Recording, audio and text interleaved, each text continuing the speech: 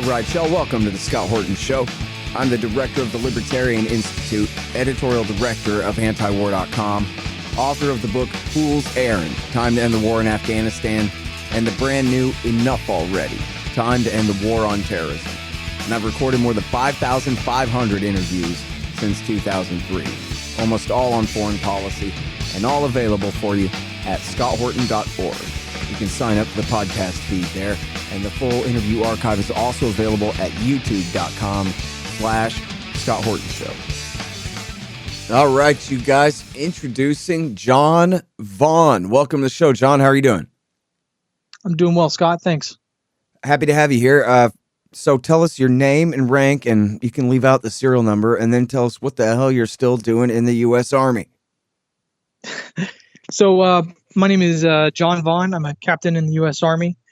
I am still doing my thing. You know, I got a little bit more time before I can get out. But you know, I'm setting myself up, making some decisions, and get myself set up for whatever comes after. You know, just a matter of time now. All right, now. The reason you're here is because of this great piece you wrote for the Institute, and we're running it on antiwar.com today, I think it is, or yesterday. Evacuation Eyewitness, What I Saw in Kabul. You're just back from the evacuation at the Kabul airport, correct? Yep. Got back a couple of weeks ago, and, you and I had talked about it a while ago, and, decided I was going to write something about it because a lot of the stuff I was seeing was, it was kind of lacking. I think lacking the kind of intensity and the kind of the emotional content that, is kind of important. And there's not a lot of firsthand stories floating around out there. And I figured I'd throw out my experience to help round out the discussion. Yeah. Well, I mean, when it comes to emotions on this topic, there's only one allowed, and that is to be terribly upset that the war has come to an end and that Joe Biden has cheated us out of another 20 years of war. I'm pretty sure from watching TV. Yeah. And, really that's kind of I would say there's probably like two things that I see. It's that where, we weren't done, there was so much we could have done still, and we could have, it wasn't the right timing or things like that. And then the most extreme that you see on the other side is, well, the war was pretty bad and, it needed to end eventually, but this was not the way to do it. And it just, it should have been done differently, and it's all Joe Biden's fault. And, I've got my own kind of opinions on the matter, but, that's one of the things I talk about in there is that the range of discussion, both in the Army and in the public more broadly, it just doesn't capture what the reality is that, the war needed to end.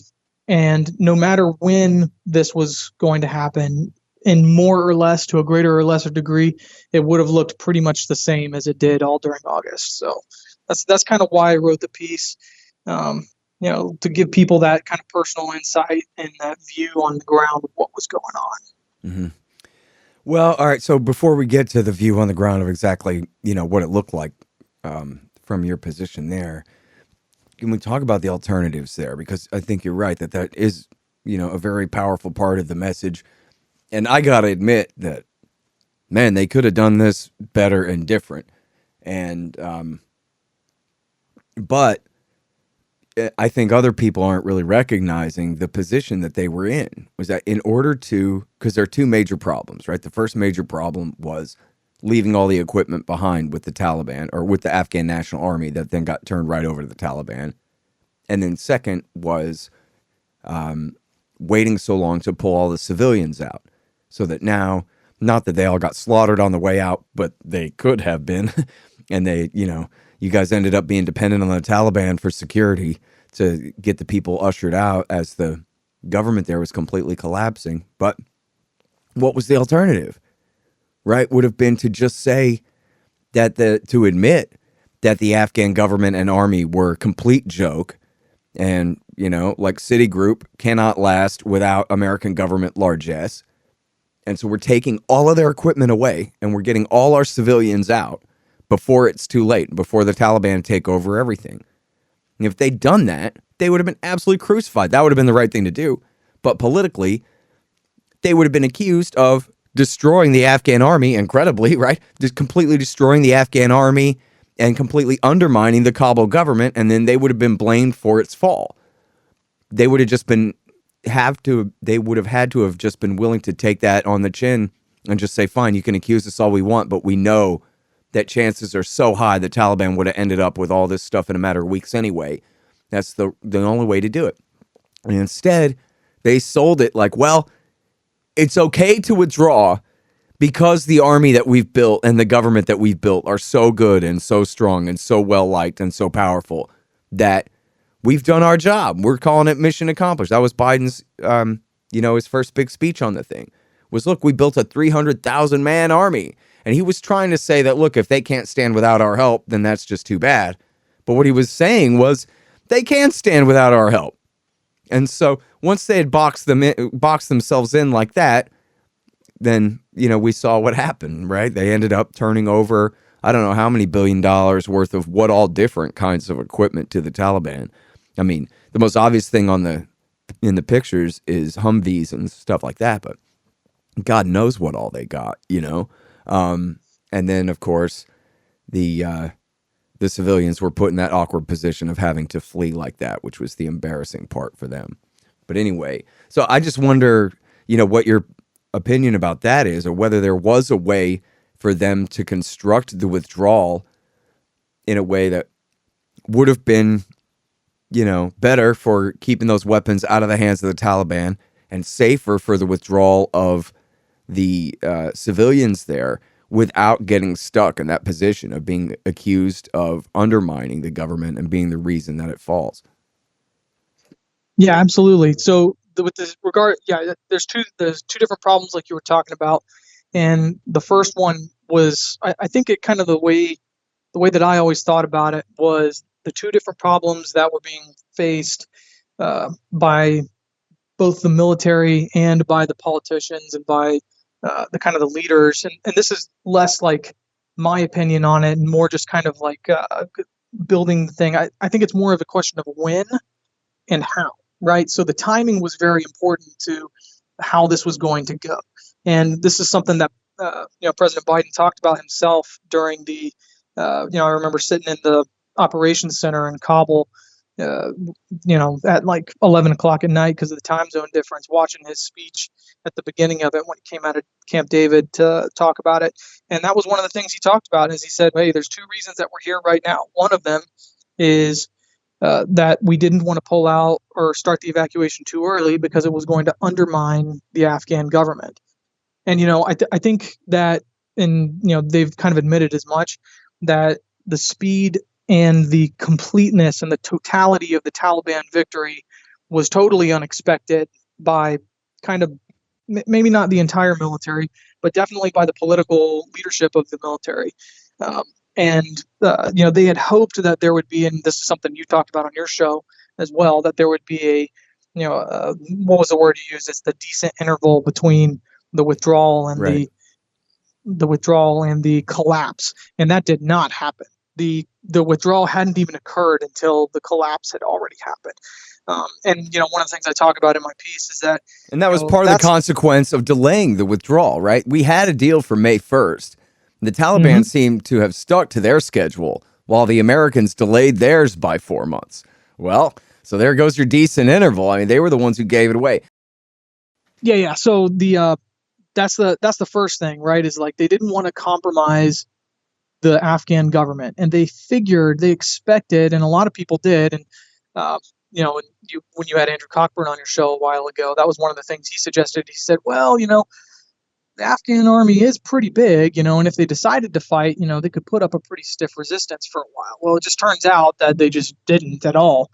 Way less than people expected, and just the speed and the totality of the Taliban victory surprised a lot of people. We thought we were going to have more time to do it, and more time to kind of move ourselves out, but it just ended up not occurring. And so what they ended up having to do is just rush everything out at the very end. And that was one of the main problems that, or the speed and the timeline, right? Kind of the sort of the ticking time bomb, right? Of the clock ticking towards August 31st was always on our mind while we were out there doing all this. It's like, how many people can we get out? How much equipment can we get out by the 31st, the 31st, the 31st?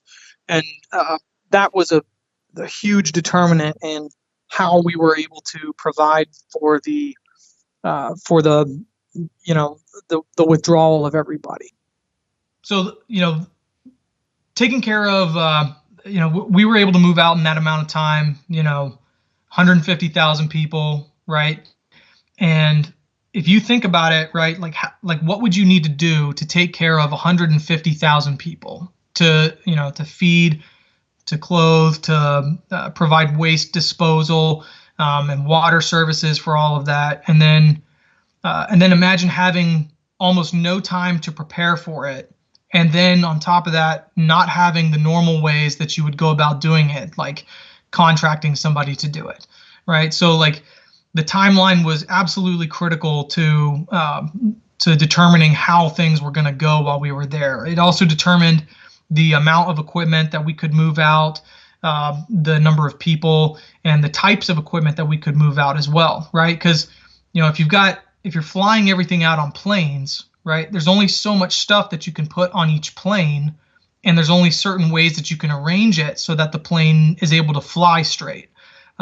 So the guys that were doing all of the management were working really hard to try and get out as many people and equipment as possible that whole time, and the timeline was absolutely critical to it. And that kind of plays into and leads into the second point, right, that you were talking about, which is the equipment that got left behind to the Taliban.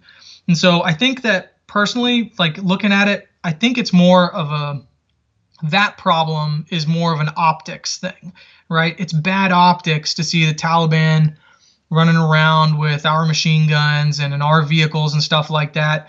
But in terms of like real capability that this gives the Taliban, it's not that much, right?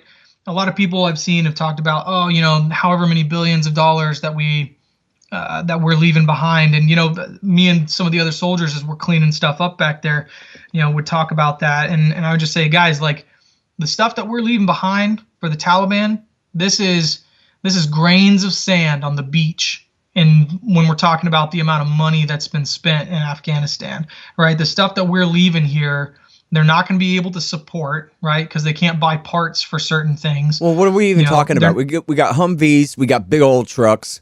I don't know if there's MRAPs too, but I've seen like the big old canvas covered we back definitely left type those trucks. behind. Yep. Huh? Howitzers. We what else definitely you got? left those behind. Yeah. So and that goes into the question of space, right? So like, do we want to bring out one MRAP, for example, which weighs 15 tons, or do we want to bring out 3 pieces of like communications gear, which is much more sensitive? And so like a lot of decisions were made on the ground as to what we can or can't take based on those sorts of considerations. Hey, what can we fit in the back of a C-17?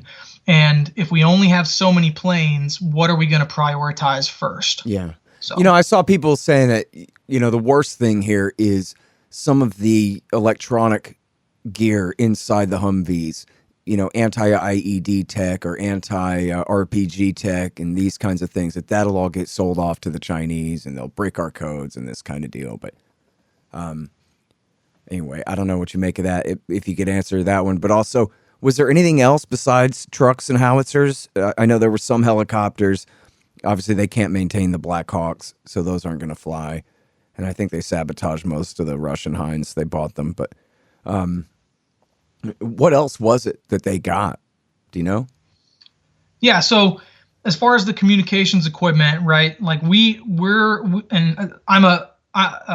was an infantry officer in the early part of my career, and then I transitioned over, and I do communications stuff now.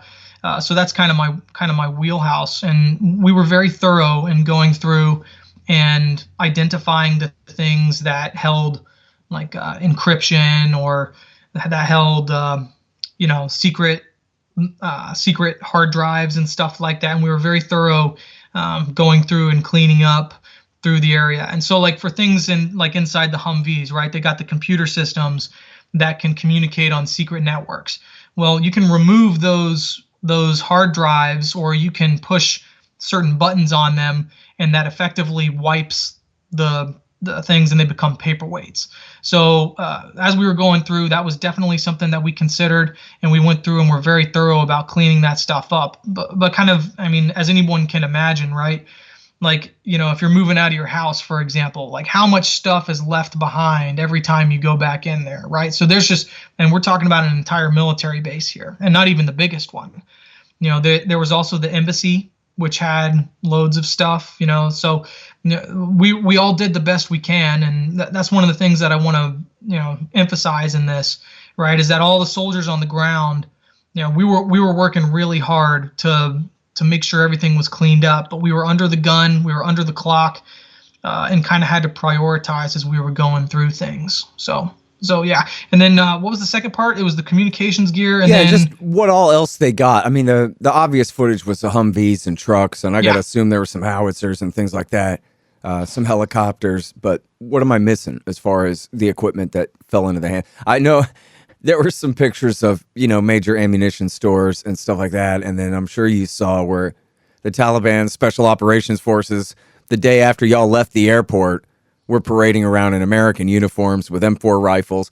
And also, This was kind of a side point, but I thought was funny, and a lot of veterans were pointing it out on Twitter and so forth, that a lot of these Taliban have clearly been trained by the Americans or by the Brits, because you can see by the way they hold their rifles and all this stuff. They're not just mimicking us. They've been trained by us.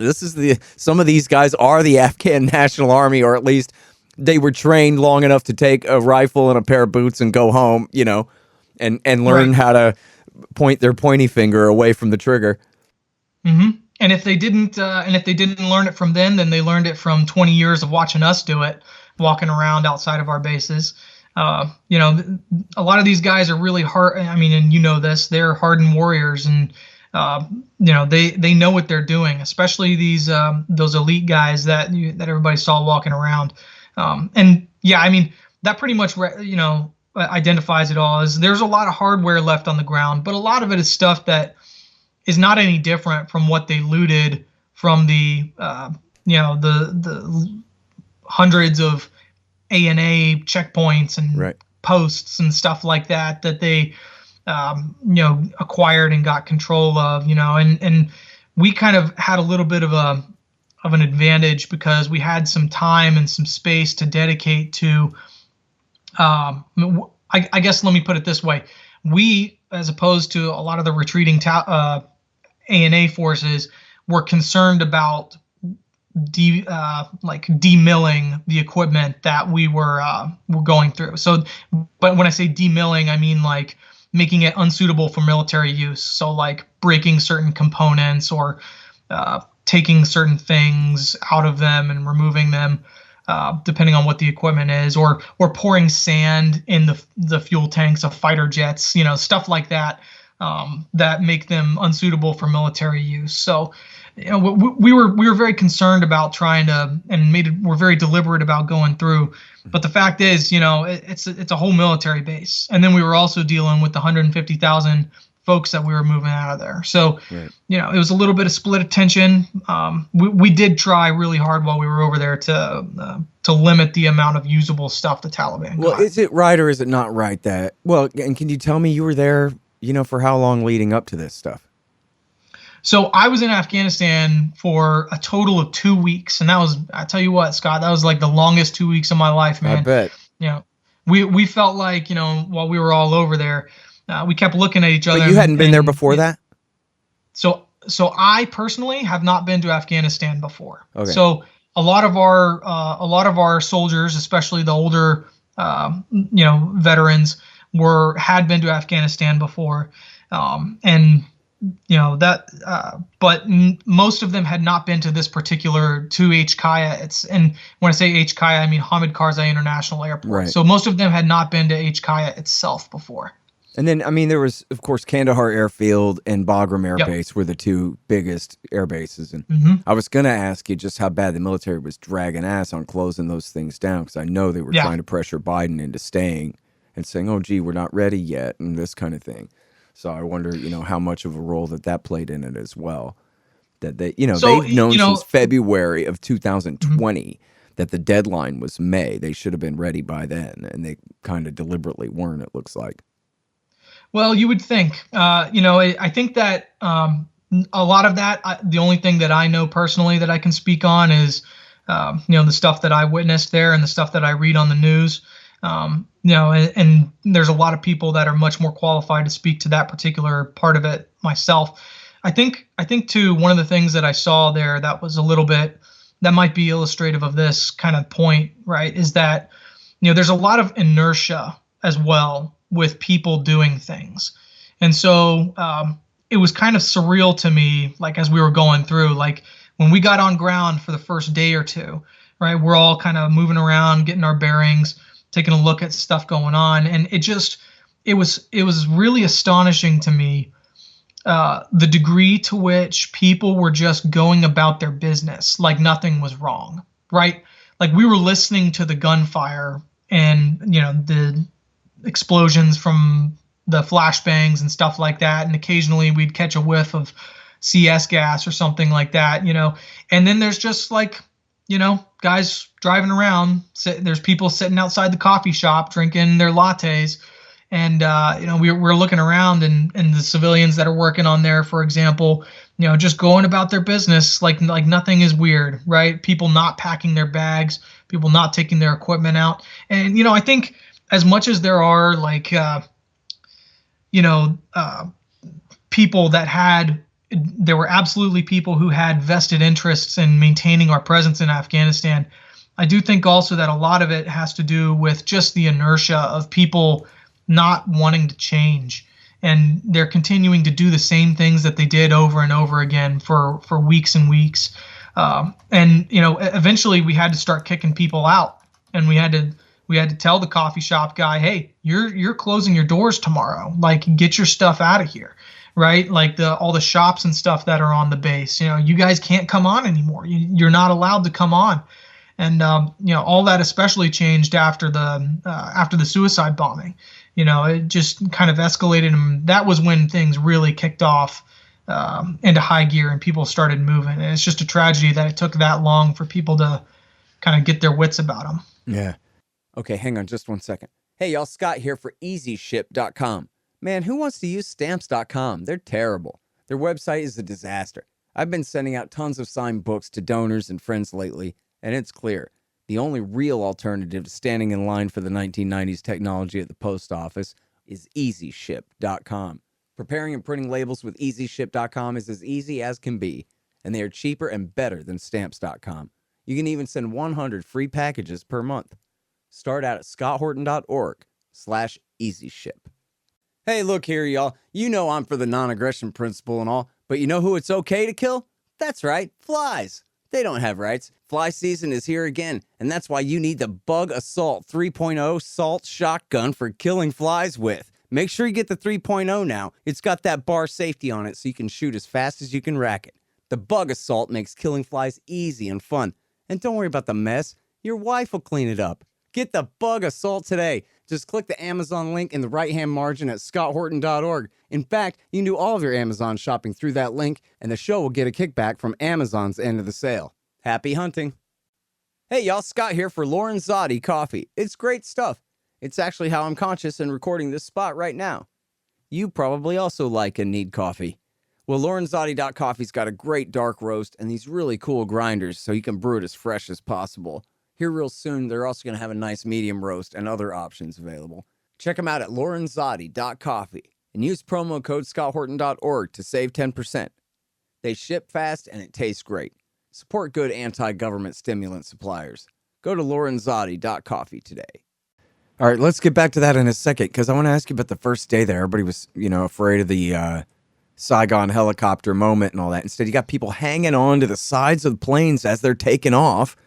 Yeah, trying to hide up in the landing gear somehow. One guy got crushed up there. I know that people are stupid mammals and panic and do weird things when they're in herds. But was the word going around at that time that this is the last flight out of here? And if you don't hold on to the landing gear, you're never going to get out, and the Taliban are going to come and shoot you in the head any minute now? Is that what they believed when that was all going on? So I have no idea, because I watched that happen back in the United States, right? But that was you the weren't there moment yet. when that, okay. So when that happened, that was the moment that was like that everyone here looked around and were like, okay, well, this is happening. We're doing this now. It's not just a be prepared to, because we had been doing drills for a while, and we were kind of, we had been doing some planning and expecting stuff to happen for a few weeks. But then after that disaster was the moment that we all looked at each other and were like, okay, well, this is it. We're doing it. And then, we were getting on planes early the next morning. So, one of the things I talk about in my piece, and it's like, when we took off, there were still people on the runway. And, it takes a long time to fly to the other side of the world, which is, part of the reason that we ought to not be there. But, during that whole plane ride, we have no idea what we're flying into. And, we're talking about like, what do we need to be ready for, when we land? I half expected, the rational part of my brain was like, if there's people all over the place down there, they're not going to let us land for the security reasons. But then, my monkey brain was very much thinking, oh my gosh, like, what do we do when the ramp opens and a crowd of people rushes the plane? You know what I mean? Yeah. And one of the things we talked about, and kind of sort of joked as soldiers do in a morbid sense, are we going to land and feel bump, bump, bump, bump, bump, bump, and that's the sort of thing that we were all thinking about. And then the ramp lowered, and it was just barren, just nothing there. Nobody on the flight line. Everything had been cleared out already. And, it was just really kind of both anticlimactic and just a huge pressure relieved off of us, as we exited that airplane and started moving out. Yeah. All right. Now, so yeah, let's talk about that suicide attack. Where were you when that took place? So where I worked while I was there, so I worked in one of the headquarters buildings there, and I coincidentally happened to be next door to the hospital when the sirens went off. And so, for your audience that's not, that's never been in the military, at all of these bases where troops are stationed, right? They have installed these, we call them the big voice, or the voice of God, which is a system of speakers that you can press and an alarm will go out. And so, I'm out coincidentally doing my duties, moving around out there, and we hear the sirens go off, and it goes woo, and it says ground attack, ground attack, ground attack. And so at that moment, it's like, oh man, this is it. This is what we've been waiting for, right? So like, we'd been listening to intelligence reports coming in, talking about ISIS, right? How ISIS was preparing a big attack, and how that, they were we kind of roughly knew what they were planning, but the big question was when are they going to do it? And I don't think anybody expected it to be as bad as it was, because as soon as it happened, I mean, within minutes, we started receiving casualties at the hospital, and I kind of ended up kind of falling in there to help with casualties, and moving people around and doing assisting at the hospital. It was pretty intense. I mean, the amount of casualties, the number of people, the number of Americans, right? And there's it was very intense, right? That's one of the biggest attacks on Americans in the entire war, really, and right in its final closing moments. And so, it wasn't just Americans wounded either. There were lots of civilians that were coming in, men, women, children, who were critically injured. or dead, and we were tending to those and triaging people, moving stuff around, and it was just, I don't. It's kind of hard to express, right? Like what that feels like in that moment, and when there's all of that going on, and in some ways it doesn't feel real, but it is, and you have a job to do, and you do it. So, that's kind of the story of the night for me. And so, there's just one of the things I remember specifically, right? And this kind of goes to maybe like the way our world is now. I saw one Marine who had been wounded, and he had most of his fingers blown off, and his face and arm were bandaged, and he was sitting there scrolling on TikTok. He was watching TikTok videos outside of the hospital, and to me that was very surreal. Seeing that, like, man, this guy, like, what in the world is this world? What are we doing here, man? You know what I'm saying? It was wild, the whole thing. I bet. All right, now, so here's the thing, though. Initial reports said there were 2 blasts, or then there were ISIS guys with machine guns firing on the crowd, and neither of those turned out to be true, but both of them sounded like they made sense because they said that the number of dead was 170 or 175, something like this, and that's a lot for one guy with a vest. So then there was a BBC report, and there were other reports too, but I saw the BBC report where he's talking to the guy at the hospital who said the people seem to have been shot from the top of the wall or from the towers because they were all crowded together and all the bullet holes were, near their collarbones and facing down, or at an angle, at a steep angle down. And that then the idea was that after the attack, whoever was on the wall, whether it was American soldiers, and I think some reports said that it was CIA militiamen, NDS, whoever, death squad guys, were on top of the wall there, helping provide security and just open fire after the attack, after the bomb went off. So I was wondering if you could verify that or debunk it or either way or anything. So all I know is from my experience, which was that there were people that were wounded with that had gunshot wounds. And there were also people who were injured and killed by blasts. I don't know the story. It's probably going to be left to some journalists who are able to piece together the story from different eyewitness accounts from people on the scene, though those people have kind of been scattered to the winds a little bit. But all I can say is a suicide bomber and some gunmen don't kill 180 people and wound hundreds. There's more to the story, and I don't know what the rest of it is. Somebody else is going to have to fill it in, but I know that that's not the entire story. So to you, even when you hear about the bomb and then even accusations that there were guys with machine guns, that number still sounds real high to you. You think maybe the number itself is exaggerated? I don't think the number is exaggerated. I think it's probably accurate. But I don't know how that number came to be. I don't know if there was a broader fight outside the walls. I wasn't there. But from the casualties that I saw and from the reports that I heard from people, that sounds accurate as far as the numbers. Mm-hmm. One of the things I talk about in my piece was we had gotten put on standby to receive a Chinook helicopter load full of casualties who were KIA, and so about 40 people. And so we loaded up 40 stretchers in the back of 3 Toyota Hiluxes. And I tell you what, Scott, that's a lot of stretchers, and that's a lot of dead people. And so I think the number is probably accurate. I don't think that the story is what they're saying it is. That will probably emerge some later time. Right. All right.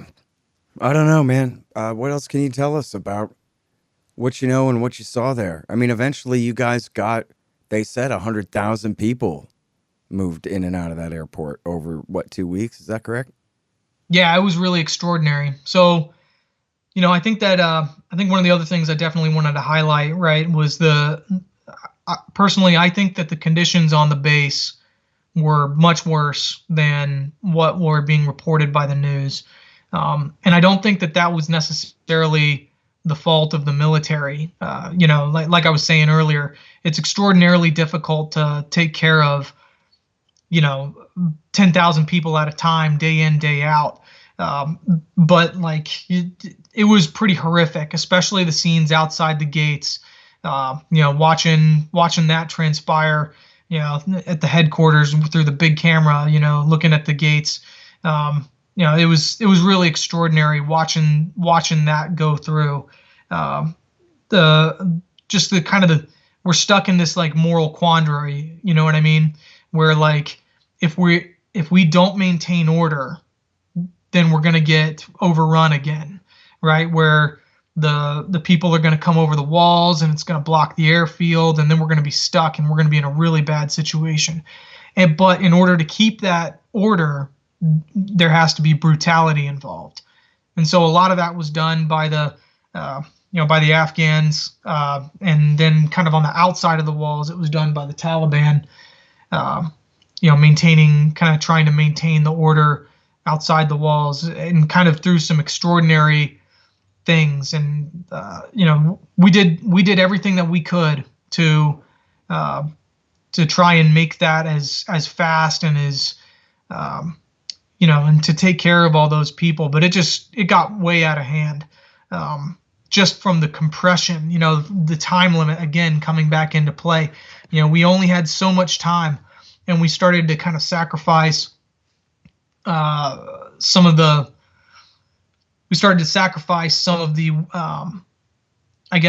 how much we could provide for them in order to get more people through, just more people through, and get them out. It was really extraordinary. And, it was really difficult to try and talk to our soldiers about it, right? Because, when you look at your soldiers, they look at you and they're like, what are we doing here? Like, this is insane. And this sucks. I don't want to diminish their, their concerns, but when you're a leader, you got to try and encourage them. And so what we would do is every time, if one of my soldiers was complaining about it, I would look at the airplane and say, hey, that's 500 people that's leaving out of here today. That's what the mission is. That's what we're trying to accomplish. And despite all of the horror that everybody saw and the extraordinary violence and the brutality, we did manage to get out a lot of people. And it's really difficult to square that with people, right? Because on the one hand, we shouldn't have been there in the first place. But then also we're out here doing good things and getting people out of Afghanistan and taking them out to kind of live a better life. It just and the Taliban was happy to facilitate that as well, right? So we brought out they're saying about 150,000 people, right?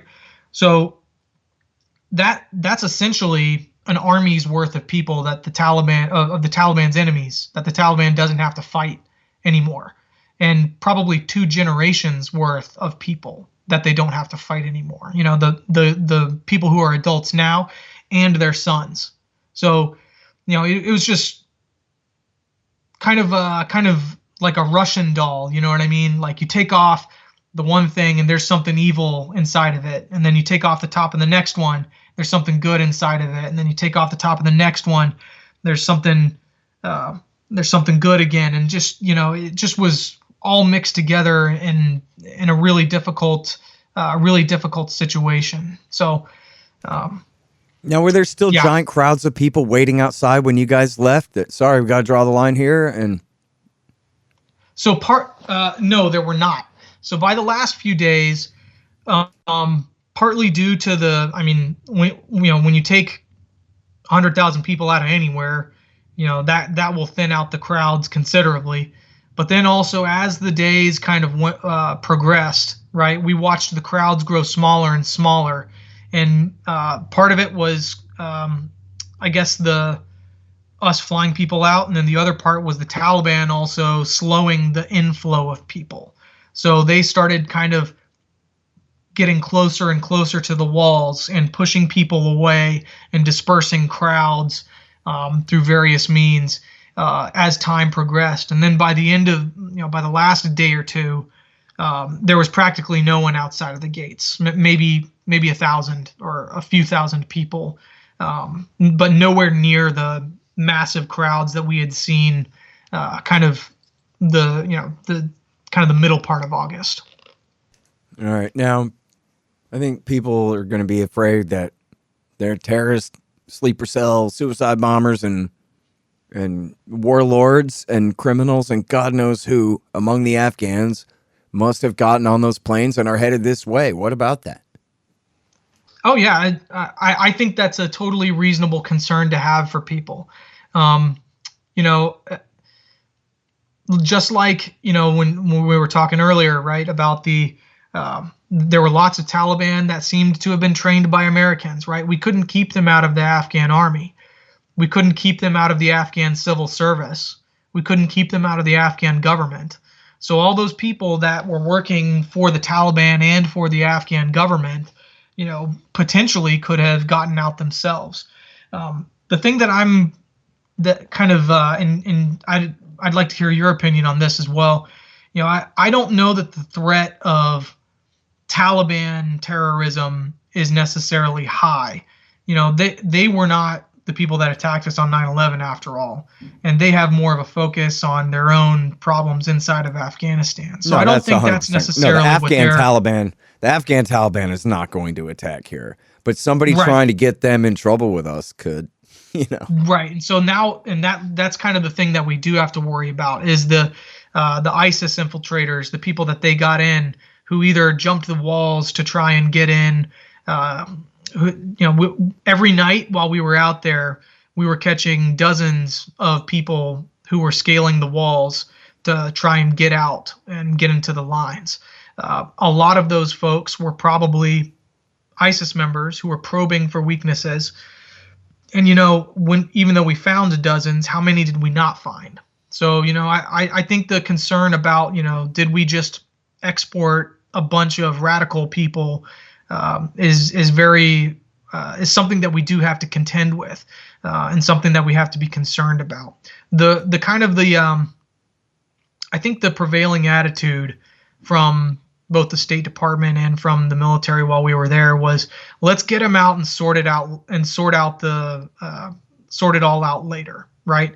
Because if we slow down the outflow of people, right, to the point where it risks the timeline, that 31st of August deadline, then we may have missed some opportunities to rescue people that were friendly to us. So I think that's kind of the approach that they took with it. We'll have to see whether or not they're going to find a bunch of folks in there. Hopefully it's not written in blood. But that's at the time that we were in there. It was just let's get all these people out as fast as possible. Yeah. All right, man. Well, it's a hell of a thing. You got to see the very end of the war. It did end in such a.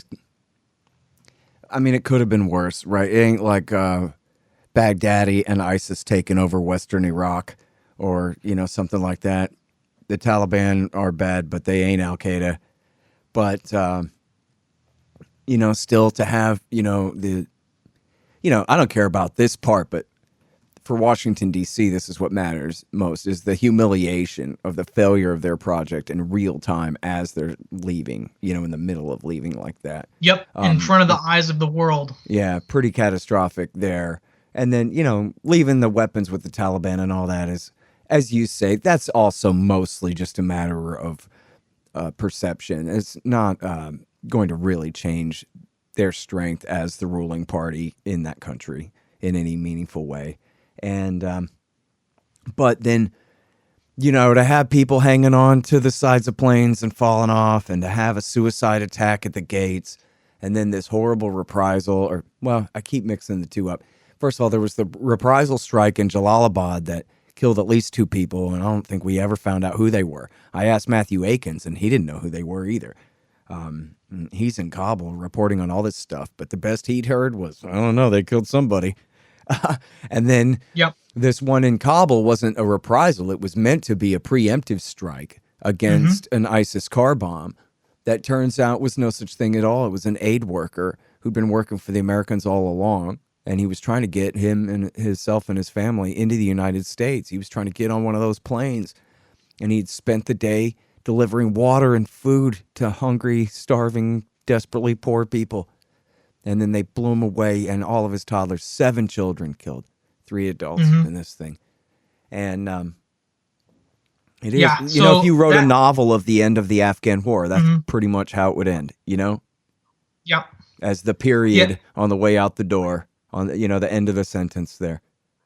It was, yeah. So, like, it really was extraordinary to be there in the closing moments of that, and we all kind of felt the gravity of that kind of situation, and it just the tragedy of that final strike is just it's really kind of a in some ways I think it kind of encapsulates the whole war, right? Where like we struck somebody and we were fighting somebody that we thought was trying to hurt us, but actually, no, they're just minding their own business, you know. And you know, I watched them. I wasn't there during the actual strike on that vehicle, but you know, and I was there, kind of watching because they followed him for a long time, watching him go through the city and using their unmanned drones to watch him travel around. And I think it just, you know, I think it's one of those things where, you know, it's just like cops, you know, driving through the city, right? If they're looking for something, they're gonna find it, right? They say, hey, like that guy's got a tail light out. He seems to be driving a little slower than normal too. I wonder if he's got something, you know, I wonder if he's got something going on, right? And then he turns to his buddy. He's like, hey, what do you think about that car? Right? And they're looking for the same thing. They're looking for somebody doing something wrong. And so they find reasons to believe that. And it just kind of feeds on itself. And then as soon as you reach out across the wire, people's first instinct is not to say, hey, I don't know if that's true or not, especially following the devastation of that suicide bombing, right? Like nobody's looking to say, hey, I don't think that's anything, right? They see a guy loading up jugs. They see him driving to a bunch of different places and making phone calls to people, and they make assumptions. And it ended up ending tragically for this man and his family. And I can't imagine how that must be for that family. So much of that stuff is just, you know, he's not the first innocent person to have been killed in Afghanistan, but you know, he may have been the last. So I guess in a way, I don't know if that like gives any clarity to the situation or not, but you know, it just kind of puts like you said, it puts a final period at the end of the story.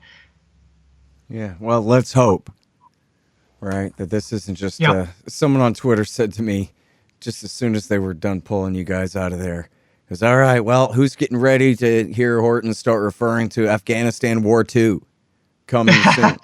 You know, I don't want to hear it. That's got to be enough is enough there. So we'll see. And, you know, the Taliban are fighting ISIS right now. They hate their guts. They got every reason in the world to kill them. They announced the other day, we're not friends with Al-Qaeda. Whoever said that's lying. We're not going to host Al-Qaeda here. And I kind of believe them with reservations, but all the accusations against them for still palling around with ISIS are things like, well, they're still, you know, Haqqani, now the son, has joined and he's friends with Al-Qaeda, but then they don't prove that. You know, it's always just some guilt by association sort of thing, and then remains unproven. Or they say things like, well, you know, he was friends with them 30 years ago. And it's like, okay, well, a lot has transpired since then. Yeah, there was one guy who was a Pashtun warlord of some description from Nangarhar. And they go, oh, well, this guy was friends with bin Laden. This guy's Al-Qaeda. And it's like, well, I mean, not really, right? He's an Afghan. Yeah. So he might have been a liaison of some type or a friend of a friend. But no, he was not a part of the Al-Qaeda group, which did not include Afghans. included Chechens before it included Afghans, But anyway, so yeah, I think there's a lot of, we'll see. But I don't think the Taliban have much of an interest in getting themselves, carpet bombed for inviting al-Zawahiri back or whatever it is. So right. And they never invited Al Qaeda there in the first place, by the way. They were stuck with these guys. So yeah. Mm-hmm. But anyway, I think too, I think I would say the prevailing attitude in the military, right, at least among folks that I interact with, which are a lot of, combat arms guys, especially the older ones, who have been around for a while and they've deployed to Afghanistan before, they don't want to go back. They feel the same way, where it's like, this is just not our business, and like we're not doing anything over there. A few of them miss, I guess, the adventure of it, because that's always a component for soldiers, especially the combat type folks, but they're not holy warriors for going back to war in Afghanistan. That might be a bit of my confirmation bias coming through, or maybe I tend to steer conversations in that direction anyway. But I think that the prevailing opinion among the rank and file in the American Army is like, hey, we don't want to mess with this anymore. We don't want to mess with this country. So, fingers crossed. I hope that we stay out of it. Yeah. All right. Well, listen, man, I can't tell you how much I appreciate you writing this great article for us. It's everybody check it out. Evacuation, Eyewitness, What I Saw in Kabul by John Vaughn, Captain John Vaughn of the U.S. Army. And I really appreciate your time on the show today. Hey, thank you very much for having me on, Scott. The Scott Horton Show, Anti-War Radio, can be heard on KPFK 90.7 FM in LA, APSradio.com, antiwar.com, scotthorton.org, and libertarianinstitute.org.